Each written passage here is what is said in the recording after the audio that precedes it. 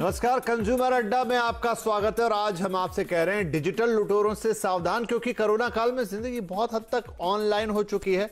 हम और आप अपना ज्यादा से ज्यादा काम इंटरनेट, ऑनलाइन और ई कॉमर्स के जरिए पूरा करते हैं, लेकिन जैसे जैसे ऑनलाइन एक्टिविटी बढ़ी है, खतरे भी बढ़ गए हैं। अब साइबर फ्रॉड के प्राइम टारगेट पर भी यह आ गया है। इसलिए आजकल साइबर क्रिमिनल तरह तरह के हथकंडे अपनाकर आपको चूना लगाने और आपकी गाड़ी कमाई पर हाथ साफ करने की फिराक में रहते हैं।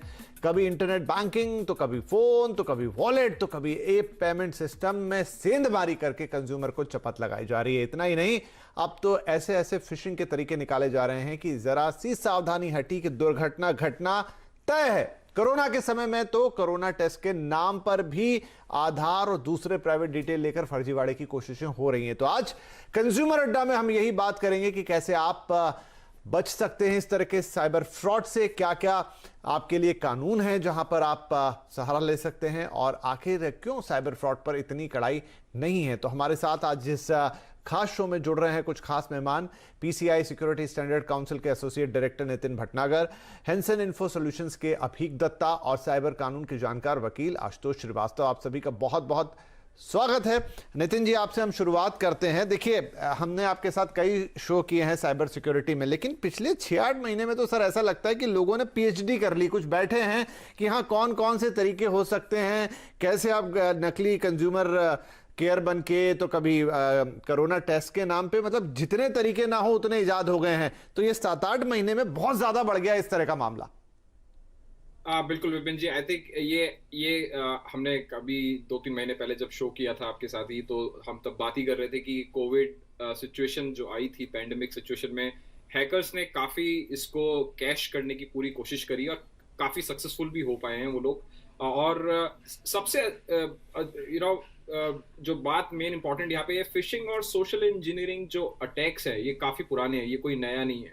और जैसे आपने बोला, तरीके नए बनाए जा रहे हैं, और यहाँ पे जो लोगों को सतर्क होने की जरूरत है वो यही है कि वो किसी भी इस तरीके के कोई फोन कॉल्स या फिर कोई ईमेल को अटेंड ना करें जो कि उनके लिए इंटेंडेड ना हो। क्योंकि हर कोई सारी रेगुलेटर्स, सारे गवर्नमेंट एंटिटी सब यही कहते हैं कि वो आपको कभी भी फोन करके आपकी कोई भी पर्सनल डिटेल्स आपसे कभी नहीं लेंगे। और यहाँ पे यही गलती आज के टाइम में कंज्यूमर्स कर रहे हैं, और वो इस तरीके के फ्रॉड्स के शिकार होते चले जा रहे हैं। यहाँ पे अगर आप देखें, कोविड-19 टेस्ट या फिर ईमेल्स आते हैं आपको WHO से, वर्ल्ड हेल्थ ऑर्गेनाइजेशन से आपको ईमेल आते हैं, वहां पे आपको कहा जाता है कि आप सर्वे करिए कोई किसी तरीके का, जिसमें आपको कोई किसी तरीके का रिस्क तो नहीं है। और इस तरीके के सर्विस में भी काफी लोग फंस रहे हैं, क्योंकि थोड़ी सी यहाँ पे जागरूकता होनी बहुत ज्यादा जरूरी हो गई है कि लोगों को ये पता होना चाहिए कि कोई भी इस तरीके से आपको कोई सर्वे नहीं भेजेगा। पहली चीज, जब तक आप आपको कोई वो सर्वे किसी गवर्नमेंट एंटिटी से आ रहा है या आ रहा है तो ही उसको एक्सेस करें, वरना आपको उसको एक्सेस करने की जरूरत नहीं है। या कोई आपको फोन कॉल कर रहा है और फोन कॉल करके आपको बोला कि आपको कोविड टेस्ट कराना है और आपका डेटाबेस में हमारे पास आपका नंबर आया है, आपने रिक्वेस्ट डाली थी, उसको भी पहले वेरीफाई कर ले और फिर उसके बाद उस कॉल को अटेंड करें और एक सही डिसीजन लें, एक इन्फॉर्म डिसीजन ले। यहां पर अभी तो पूरी बात जो नितिन बता रहे हो, मुझे भी देख के यही लग रहा है कि ना टेक्नोलॉजी ब्रीच नहीं हो रही है। ऐसा नहीं है कि कोई आपकी बैंडविड्थ स्लो है तो उसमें कोई घुस गया हैकर और उसने आपके सारे डेटा को निकाल लिया। कुल मिलाकर साइकोलॉजिकली आपसे प्ले करने की कोशिश की जा रही है कि आप अभी घर में बैठे हैं, साइकोलॉजिकली शायद परेशान भी हैं, सब कुछ है, अच्छा बाहर भी आप निकल नहीं रहे कि कोई आपकी जेब काट ले, अब आपके घर में ही घुसना है तो ऐसे ही घुसेंगे डिजिटली। तो यहां पर मैं खुद देख रहा हूं कि मेरे फोन में 2-3 मैसेज रोज पड़े रहते हैं कि आपके अकाउंट में इतना पैसा जमा करा दिया, जस्ट ये click the link and get it. या फिर कोई फर्जी कंज्यूमर केयर कि मैं आपका बैंक का अधिकारी हूं और आप मुझसे बात करें और फिर वो मुझसे मीठी मीठी बातें करें। तो चलिए, आप और हम तो ये कार्यक्रम करते हैं तो इसलिए थोड़ा अवेयरनेस ज्यादा है, लेकिन बहुत सारे लोग, अच्छे अच्छे लोग इस साइकोलॉजिकल गेम में फंस जाते हैं। देखें, किसी भी तरह किसी भी और चीज को अगर हम लें तो हमने बचपन से एक चीज सीखी है, prevention is better than cure. यहाँ पे भी वही फॉर्मूला लगाना है, prevention is better than cure. और प्रिवेंशन जहाँ पे बात आ जाती है, थोड़ी सी एजुकेशन हमें अपने लिए रखनी है। और एजुकेशन भी कोई रॉकेट साइंस नहीं, छोटी मोटी एजुकेशन। मैं आपको 2-3 चीजें बता सकता हूँ जो हमारी आम जनता के लिए बड़ा बड़ा जरूरी होएगा और बड़ा आसान रहेगा उनको इस तरह के अटैक से बचना। एक अटैकर है, और यहाँ पे हम सोशल इंजीनियरिंग की बात कर रहे हैं। एक अटैकर है, वो आपको 3-4 तरीके से आपसे गलती करवा सकता है। एक तरीका तो ये है कि वो आपकी ग्रीड या आपकी क्यूरियोसिटी को हथियार बना के आपसे कुछ डेटा निकाल ले। माने कि आप लिफ्ट में जा रहे हैं और आपने नीचे देखा एक पेन ड्राइव पड़ी है बड़ी अच्छी सी, और आपने उठा ली। आप अपने घर पे आए, अपने रूम पे आए और आपने लैपटॉप में लगाई, तो वहां से आपका ब्रीच हो सकता है। दूसरा तरीका ये है कि वो आपको डरा धमका के कि आप अपने लैपटॉप पे या मोबाइल पे काम कर रहे हो, आपको अचानक से पॉपअप आया कि ये अपडेटेड नहीं है, इस लिंक पे क्लिक करो। आपने क्लिक किया और वहां से आपका डेटा जो है वो चुराया गया। तीसरा इस तरीके का हो सकता है कि एक अटैकर आपका कॉन्फिडेंस जीत कर आपसे डेटा निकलवा ले। जैसे कि आजकल फेक बैंक्स खुले हुए हैं, वो आपको कॉल करते हैं, कहते हैं हम फलाना बैंक से हैं, ये इन्फॉर्मेशन दे दीजिए, सीवीवी दे दीजिए, और आपके लिए ये ऑफर है। और लोग उसका they fall prey to it, और वो अपना डेटा दे देते हैं। जैसे वो अपना डेटा देते हैं, उनके साथ ये चीजें हो जाती हैं। उसी तरह से हमारे पास ईमेल्स आती हैं, हमें टेक्स्ट मैसेजेस आते हैं, जैसे आपने भी कहा कि आपको भी मैसेज आते हैं, और हम एंटाइस हो जाते हैं कि यार क्या मेरे पास, क्या मुझे ये ऑफर मिल रहा है, और आप अपना इंफॉर्मेशन शेयर कर देते हैं। अगर हम ये छोटी मोटी चीजों का ध्यान रख लें, इन सबको हम as a combined entity social engineering कहते हैं, ये हमारी रिस्पॉन्सिबिलिटी है। अगर हम इनका ध्यान रख लें और कोई भी इस तरह की बेवकूफी ना करे कि जहां पे हम डेटा किसी को दे रहे हैं या कोई ऐसे अनइंटेंडेड लिंक पे क्लिक कर रहे हैं, मेरे हिसाब से हम सेफ हैं। कुछ भी हमें ज्यादा करने की जरूरत नहीं है। राइट। आशुतोष जी, क्योंकि आपके पास तो ऐसे मामले बहुत आते होंगे और आप काफी उस पर नजर भी रखते होंगे।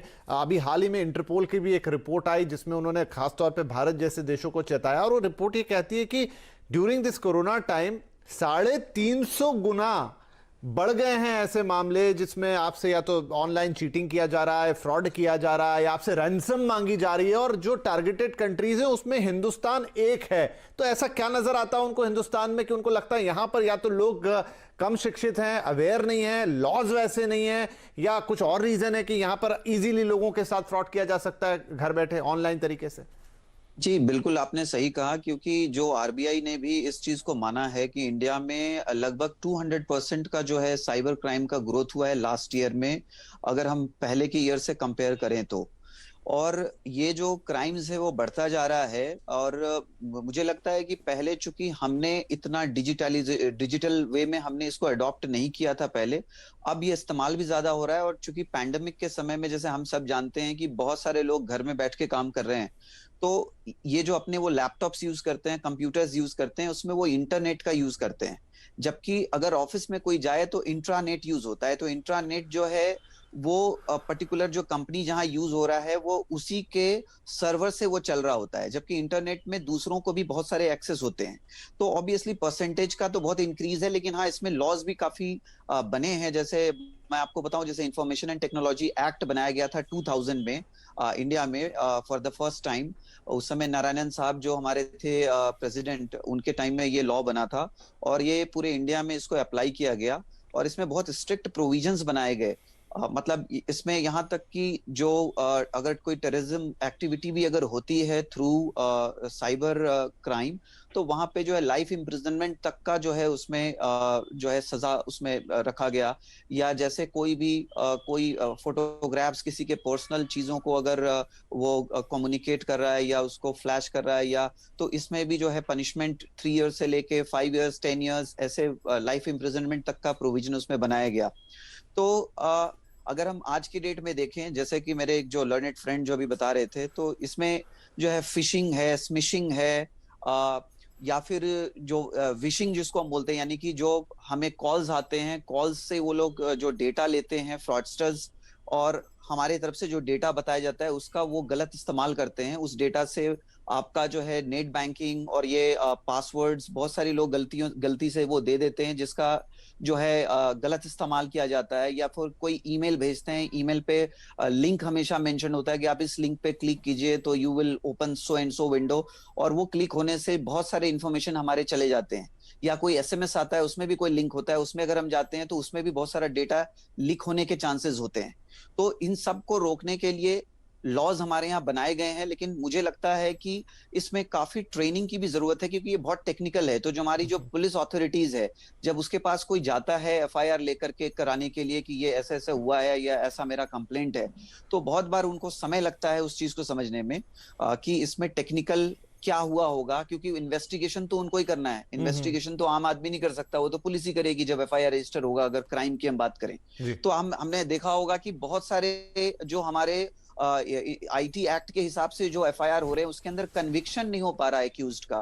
तो कन्विक्शन इसलिए नहीं हो पा रहा क्योंकि इन्वेस्टिगेशन जो है हमें और हाईटेक बनाना पड़ेगा जी, क्योंकि जिस तरह से फ्रॉडस्टर्स जो है और हाईटेक होते जा रहे हैं, हाईजैकर्स और हाईटेक होते जा रहे हैं, उसी तरीके से हमारा भी सिस्टम को नहीं, आप सही कह रहे हैं आशुतोष जी, बिल्कुल सही कह रहे हो। यही सवाल मैं आगे नितिन जी के पास लेकर जाता हूं क्योंकि वो इन्हीं सब चीजों में काम करते। तो नितिन जी, क्या ऐसा हो गया है कि हमने चाहे पहले नोटबंदी हुई तो अब कोरोना आ गया तो किसी न किसी कारण से और इन जनरल भी अपने आप को डिजिटली तो बहुत एडवांस किया कि हम पेमेंट सारे डिजिटल करेंगे, काम सारे डिजिटल करेंगे, लेकिन उस डिजिटल के लिए जो सेफगार्ड होता है, जहां खतरे होते हैं, उसकी तैयारी हमने उतनी अच्छी से नहीं की। जैसा आशुतोष बता रहे हैं कि कल को आपके साथ कुछ हो जाए तो आप किसी को जाकर ढंग से ना आप समझ पाओगे कि आपके साथ क्या हुआ, और जो अथॉरिटीज है ना, अभी उनके पास ऐसी कोई ट्रेनिंग है, स्किल है कि वो कुछ बहुत अच्छे से आपको आपकी मुश्किल का हल निकाल पाए। आप देखिए अभी ये बिग बास्केट का बहुत खबर चल रही है कि उनका डेटा ब्रीच हो गया। जब इतनी बड़ी कंपनी अपनी सुरक्षा नहीं कर पाई तो घर बैठे आम आदमी का क्या कर पाएंगे?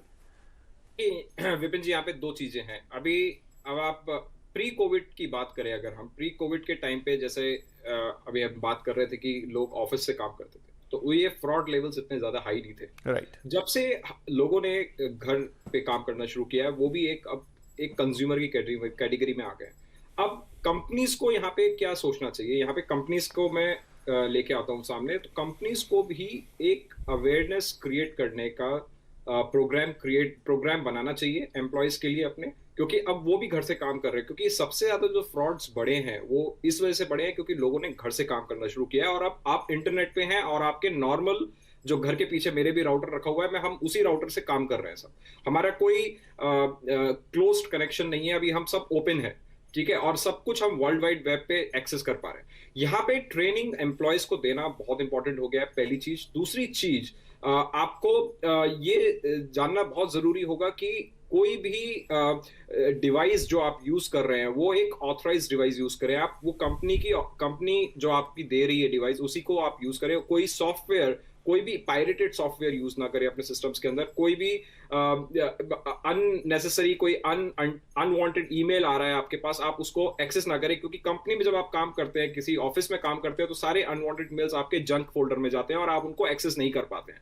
बट आज आपके और सबके साथ, हमारे साथ क्या हो रहा है कि हमारे नॉर्मल इनबॉक्स में भी ऐसे ईमेल आ जाते हैं जो कि हम नहीं चाहते कि हमारे पास आए, जो कि अनवांटेड होते हैं, जो कि ऑलरेडी पहले व्हाइट लिस्ट कर दिए जाते हैं जब हम लोग कंपनी में काम करते हैं।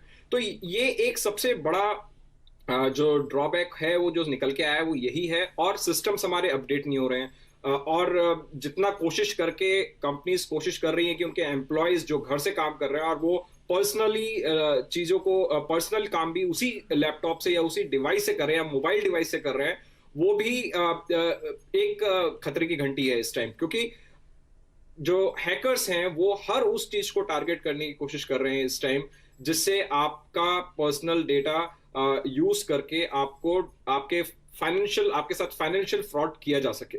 तो यहाँ पे मेरे हिसाब से एज ए कंज्यूमर, मैं एक एज एन एम्प्लॉय और एज ए कंपनी, हम सबको एक टीम के साथ काम करना पड़ेगा, टीम बन के काम करना पड़ेगा, जिससे हम इस तरीके के फ्रॉड्स को रोक सके।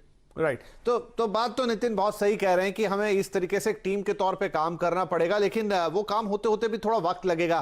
कंपनीज के ऊपर इस समय प्रेशर ये है कि अपने एम्प्लॉयज की सुरक्षा वो कोरोना से कर पाए, तरह तरह के उसके लिए इंतजाम कर रही है, सब कुछ कर रही है, लेकिन ये उसके साइड बाय साइड एक दूसरी समस्या शुरू हो गई। और बहुत सही बात है कि पहले आप एक सिक्योर सिस्टम में काम करते थे, लेकिन अब आप अपने घर पे लैपटॉप पे काम करते हैं, जो कि आपका सिस्टम सिक्योर नहीं है। आपका बच्चा उस लैपटॉप पे पढ़ाई करता है या दूसरे लैपटॉप पे पढ़ाई करता है, अगेन वो भी सिक्योर नहीं है, और हैकर्स के लिए बहुत सारी गलियां, बहुत सारे रास्ते खुल गए। तो आप बचेंगे कैसे? क्या कुछ आप अपने एंड पे कर सकते हैं? एक छोटा सा ब्रेक लेते हैं, ब्रेक के बाद फिलहाल एक छोटे मोटे सुरक्षा कवर की बात करेंगे कि जब तक चीजें सही नहीं हो जाती, परिस्थितियां ठीक नहीं हो जाती, फिर से माहौल सिक्योर नहीं होता, आपके लिए वो क्या जरूरी चीजें हैं कि आप खुद को बचा पाएं। छोटा सा ब्रेक, तुरंत हाजिर होंगे।